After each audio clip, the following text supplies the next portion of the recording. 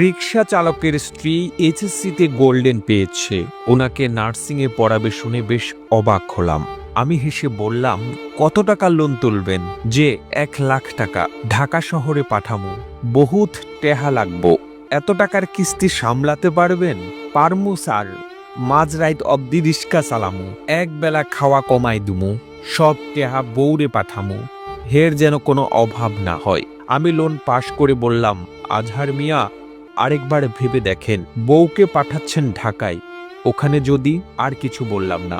আমার কথা থামিয়ে দিয়ে আজহার মিয়া বললেন, না স্যার, বউরে মেলা বিশ্বাস করি, হে আমারে ঠকাবো না, খুব ভালো ঘরের মাইয়া, আমারে বহুত পেয়ার করে।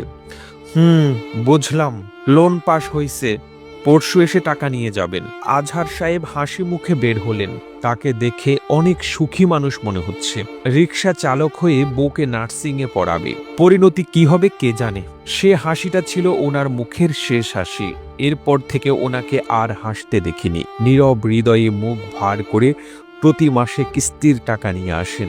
সেদিন বললাম, আপনার স্ত্রীর পড়াশোনা কেমন চলে? তিনি চোখের জল মুছতে মুছতে বললেন, স্যার, হ্যাঁ, আমারে আর চায় না, হাত পা ধইরাও আটকাইতে পারি নাই। আমি বাকরুদ্ধ হয়ে গেলাম।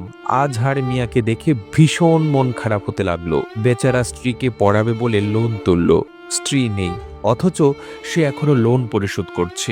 ভিডিওটি তৈরিতে তথ্য ও উপাত্তের সাহায্য নেওয়া হয়েছে জয়ন্ত কুমার জয়ের ফেসবুক স্ট্যাটাস থেকে।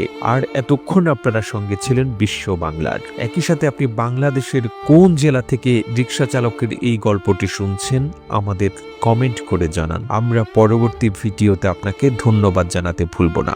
এতক্ষণ বিশ্ব বাংলার সাথে থাকার জন্য অসংখ্য ধন্যবাদ।